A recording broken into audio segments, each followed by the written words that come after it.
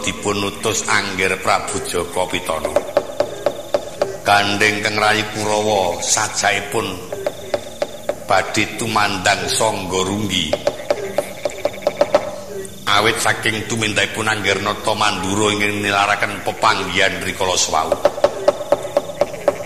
ampun ngantos kedadosan Istinggil Binaturata menika mangke enggal-enggal kapireng dumateng tiang-tiang Amarta ing dinten menika Angger Dipati Karna ing supados saged amambengi dukanipun Angger Prabu Baladewa yen pancen kenging dipun penggak syukur binagi sewu nanging yen Angger Prabu Baladewa boten kenging dipun pringgaken kanthi sae Angger Dipati Karna ing kapitados supados mbondo Angger Baladewa ingin dawuh sinten Angger Prabu Jaka Pitana lepatipun Koko Prabu Baladewa menapa nilar pepanggihan lah kok ngantos nilar pepanggihan amargi saking menapa iya jalaran saking pecahipun Janaka ingkang mejahi nggih Durna lah kok ingin dipun cepeng kok Koko Prabu Baladewa nggih menika wau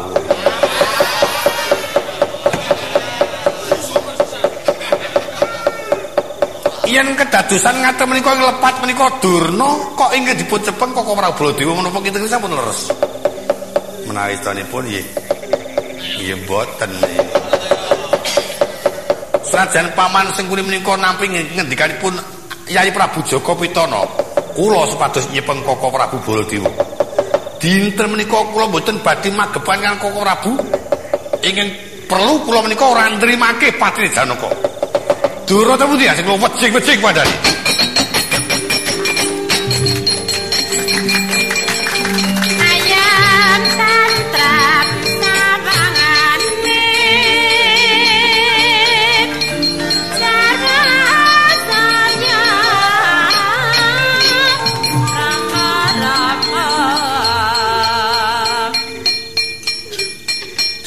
Dipati Karna duka ngono kae ora kena disuwawa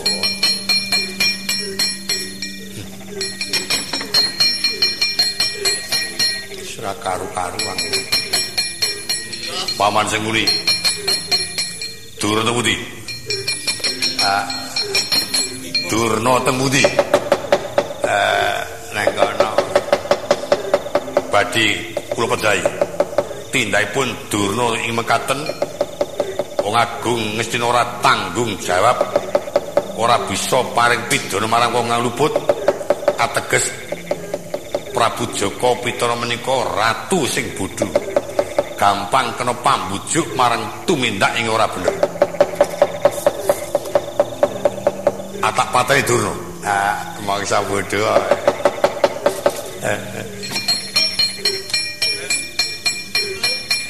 dulu itu arep dadi sapa kowe ya aku yo pangling karo kowe ngono Pak nek wong awangga ora ana sing ilate cawang apa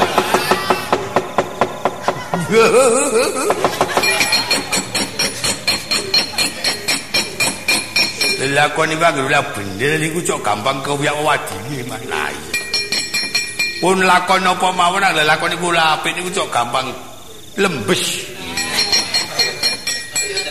rembes lah bener lho moto wong lembes kok lembes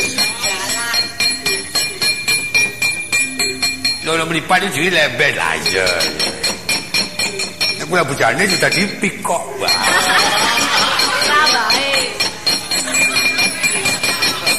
yo megal sing padha hati-hati wae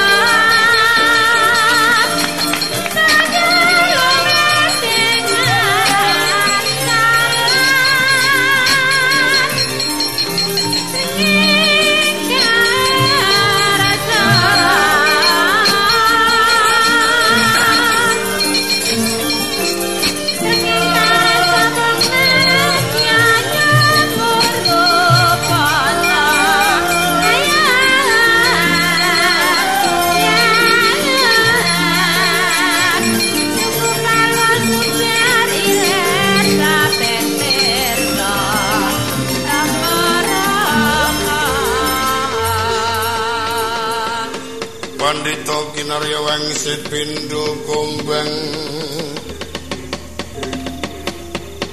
Nasepa madu sarining tawang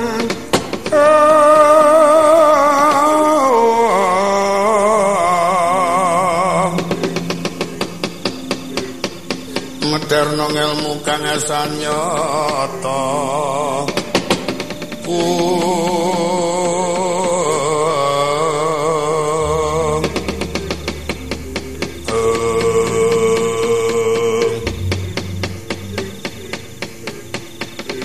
Tama Kula Rama iki mengko Janaka terus guangen ana segara inggih Pembayur Janaka mati di santrap dening iwak gedhe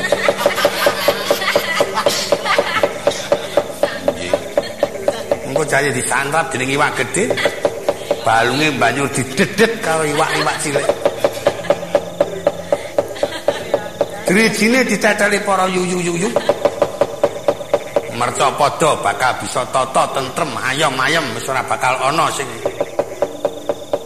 kumawani tukang nyolong wanita. Ya apa ora? Iki leres. Ora ngoman-omani kowe jan. Kae Janaka wis temu ing pati kowe gampang. Bisa lancar uripmu. Lan bakal nampa bumi negara Ngastina, ora kok misak nemlik kaya ngono. Inggih badhe sekedhik wong menika anggenipun tumbas kanthi lila lair batos kenging kangge bebodro. Lah iya. Kae jenenge peman mujur ngalor. Ya sampe tok jejer-jejer kaya ngono kae. Ya, iya. Kan gandeng triplek. Diapik kamari ya, nek apa esuk. Bapak iso sare kono.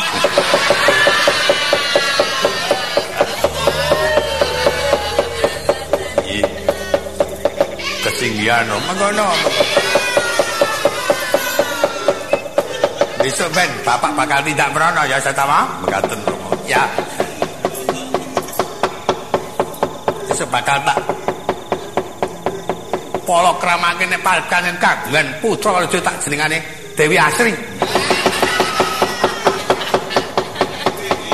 Rikala semono sang tapa Begawan Dur nembe kewala angudha raos marang kang putra Raden Iswatama.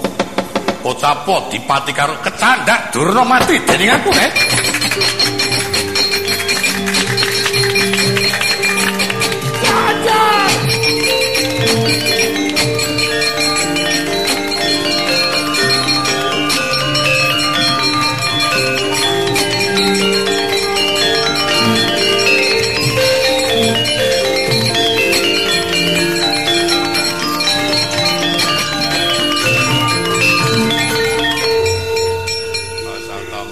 Paman, bapakmu kan ora tok tulungi mati. Waduh, dos pundi paman? Ayo sapa sing ora denger nek angger Dipati Kerna kuwi karo Janaka kuwi genah tunggal ibu siji Rama. Kowe coba gambarno. Kurawa pirang-pirang semono kae iki sing nemoni angger Baladewa siji wae ora ana sing wani. Panjen bapakmu hitung-hitungane panjen wis cara-cara iki lelaku. Lelaku ni dos buni lelaku ki tegese kuwi sak lunga nyawane. Wah, duh dos pundi, Paman? Wis kena tok pesteken bapakmu iku mati. Janaka Selena dibelani nek panjen ngetokke wong tuamu. Wah, Koko Prabu Karna tandingmu aku kebarat.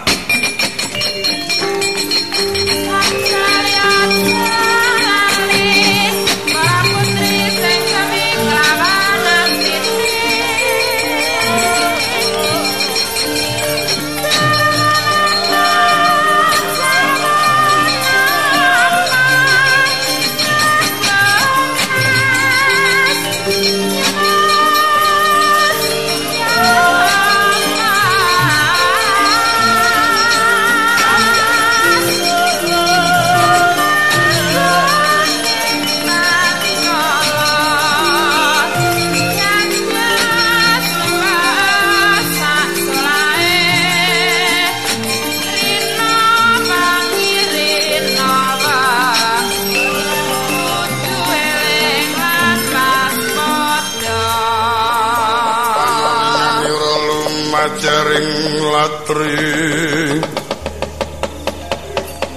cinandari sange terus toci meno kabisanan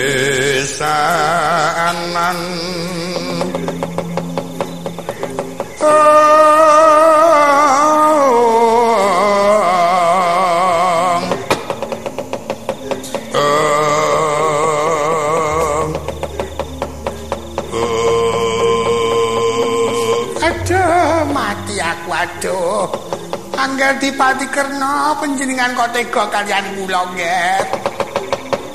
Durna. Dosane apa Dimas Janaka tok pateni? Senajan to Durna ora krungu kupinge kudune bisa uninga peningalmu yen iku adikku. Mbok yo bodho pisan ngerti yen Janaka kuwi karo Dipati Kerna kuwi nunggal ibu. Upama to Janaka mati Pancakara, upama Janaka mati merga kerengan diranjap Kurawa, aku nglenggana lahir batin. Nanging bareng mati Janaka dijulung tungkul, inggih mongko ana Stinggil Binaturata sepisan ngrasakake kalanggan ratu. Kang angka loro ngilangake trap silaning satriya utama, luwih-luwih Durna kuwi pendhita. Kok dadi duwe penemu sing kaya mengkono kuwi nalarmu kepiye? Keparat ki. Aduh, asa tama kepiye ngger aku dikeparat kaya ngene iki. Aduh, mati aku. Aduh, rambutku diukel kaya mengkene. Aduh, mati aku gek sirahku dijedel-jedelke kaya ngene. Aduh.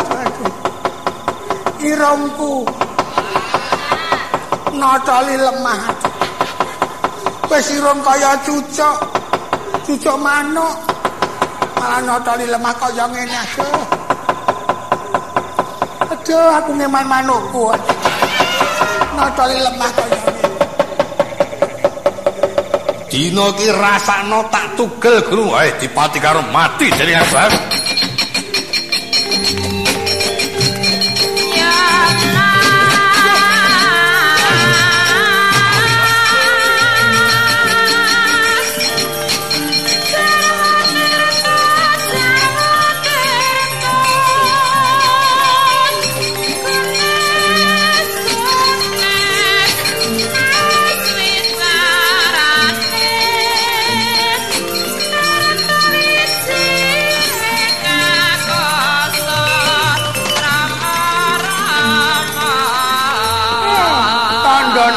Anakku temenan ya, Ger. Gemati karo bapak. Iya, Rama. Kula mboten lega, mboten lila menawi Rama dipun perwasa. Tok kapake Karna iki mau. Kula candhak kula kipataken gawat. Nah, bener. Kipatno, Dik. Manuh ndak. Ora tok kipatake. Kraket terus karo aku. Awak rambut diukel cari. Jajane wis. Bayangno. Njur dijeblek-jebleke ana lemah coba. Bapakmu wis. Kuwi durung nek dengan tak tamani japa mantra. Tak gamu dlamane apa ora? Terus melentung sikile. Go jempol.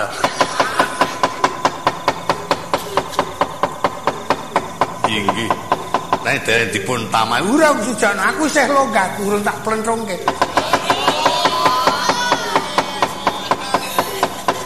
Nek ala tamani kemandan yo dheweke nganti mloso yo plentrong kaya kena geni.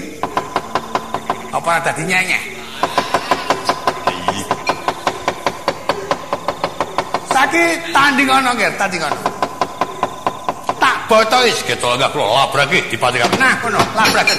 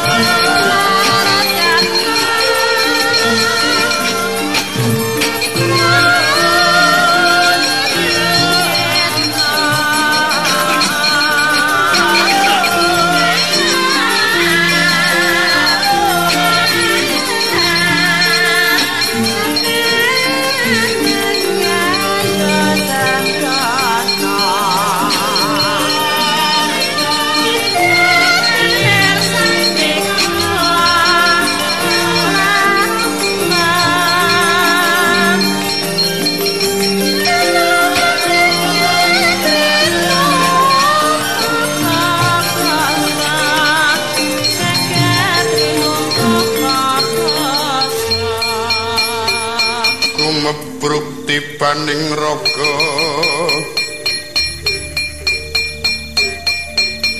raga gumilang kilang katempuing samirana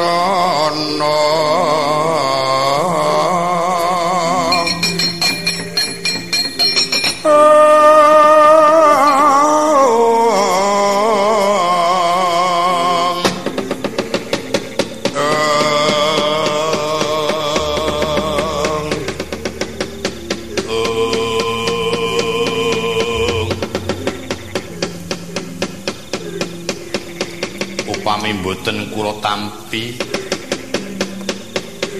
kula kinten Kang Mas Dipati menika wau alit sakit ageng ngantos putung ampean dalem Dimas Durta wonten dawuh Durna wis kecekel tanganku bakal tak pateni dep-dep aku malesake adikku Arjuna nanging anake lanang ora nrimake Iswatama nglambung sangka ngiringan satemah pun Kakang kurang prayitna nganti pun Kakang dikipatake tumiba ana ngersamu. Iswatama mengkono, Dimas. Kanggo tulodo marang kabeh para Kurawa yen pancen ana kedadian tantrimane Kurawa pun Kakang dhewe sing bakal ngadepi. Asatama Petana guru piyambak badhe ngajar Iswatama keparat.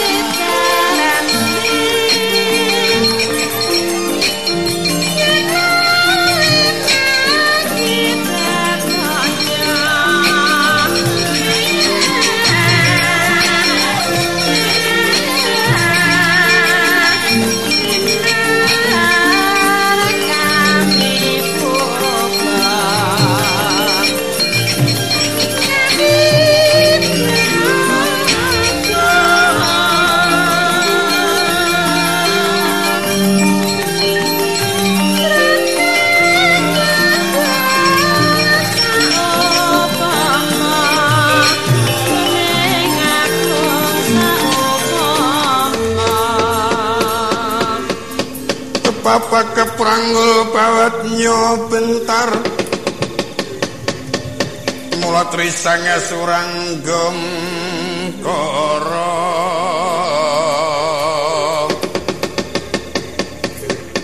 mangasanya runanggono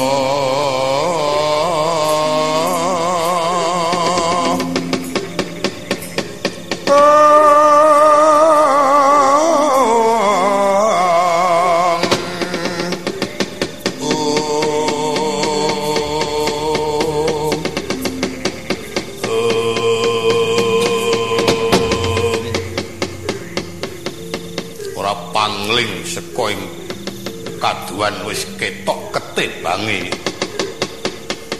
Durta kowe iya kepara nyata Iswatama arep apa mrene kowe wani gawe wirangi Koko Prabu Ngawung yen pancen niat arep jajal kaprawan mungsuhmu aku aja nggebok koncane Koko Prabu Ngawung wah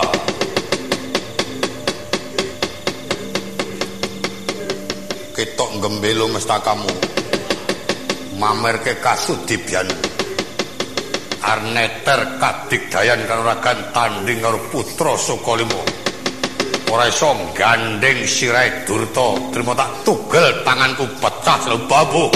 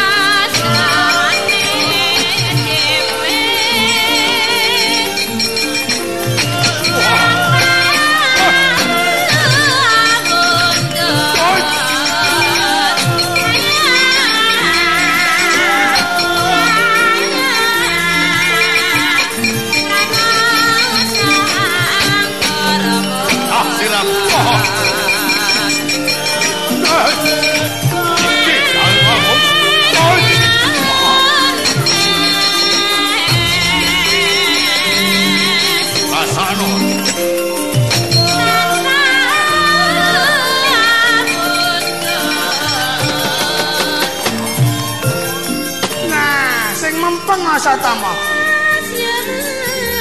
Tak botaya aja semelang ya Asatama.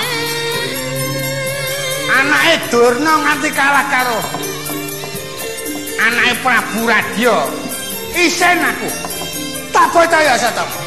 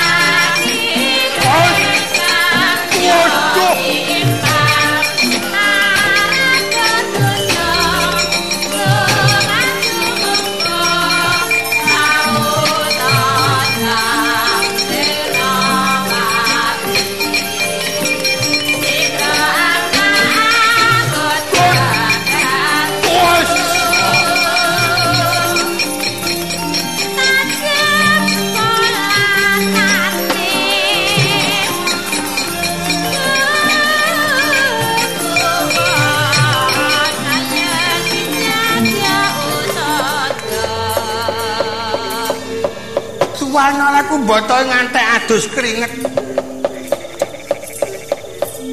nganti kemeringet sak badan sekujur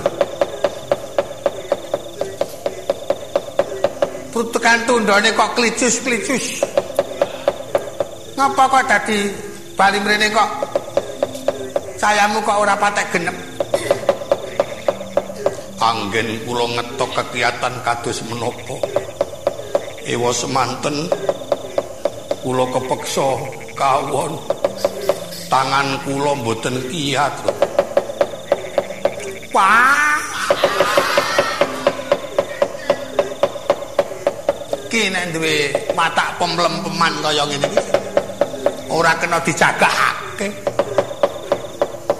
ora beda karo sendikana nggih mangke kula wangsul tekan ndone ngantek 10 dina ora teka Wataya Asatama ki pancen elek. Coba. Kowe tak seneng-senengke, tak lipur atimu. Tak bombong-bombong. Wis.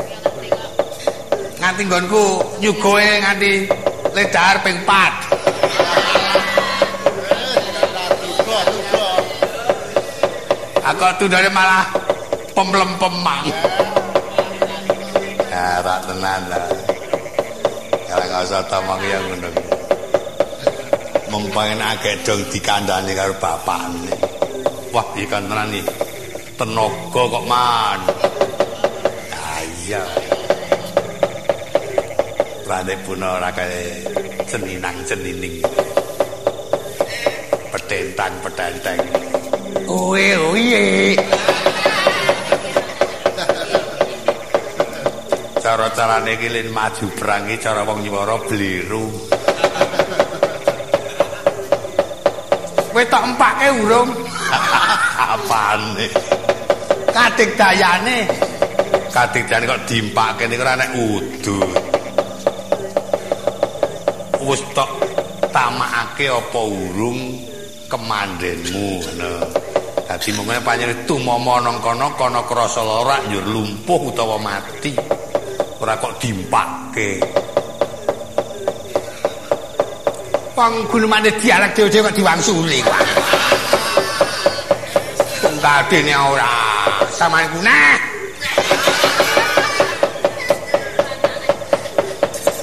Saiki kok lagane kok muni samane kunah.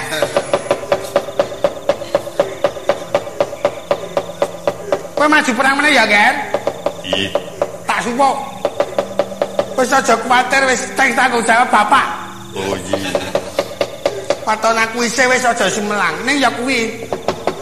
Nek ditanggung jawab kudu karo wong tuwa iki pengertian. Iya, mekaten. Tak coba kana masih meneh. Ya. Oh, pokoke manyo. Lho niki kemandane kekuatan niku teng mriki niki. Sing kula ngene iki. Oh. Nek tanpa niki mboten ndek kekuatan. Apa kelakon wis tenaga diperes-peres. Arep tenaga kuwi tanpa lambaran. Kacau. Nah. Mangke badhe kula tamakaken pusaka. Nah, ditamani pusaka. Pusakamu ditamake. Delok. Kaya ngapa pusakane? Godho Rama. Nah, wis gadangmu pancen lumayan. Tak suwe, Ger. Wis. Aja takon dosa iki.